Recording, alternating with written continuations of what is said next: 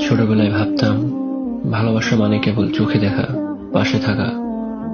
কিন্তু সময়ের সঙ্গে বুঝলাম আমি ভালোবেসে ফেলেছি এমন একজনকে যাকে আমি চোখে দেখিনি, যার কণ্ঠ শুনিনি, যার মুখে হাসিও দেখিনি। তবু আমি তাকে ভালোবাসি, কারণ আমি শুনেছি তিনি অন্ধকার পৃথিবীতে আলো এনেছিলেন।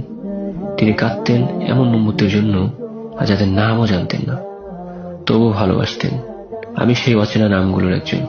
আমি শুনেছি তিনি কাউকে গালি দেননি, কখনো জোর করে কিছু চাপিয়েও দেননি, বরং ভালোবাসা আর দোয়ায় জিতেছেন মানুষের হৃদয়।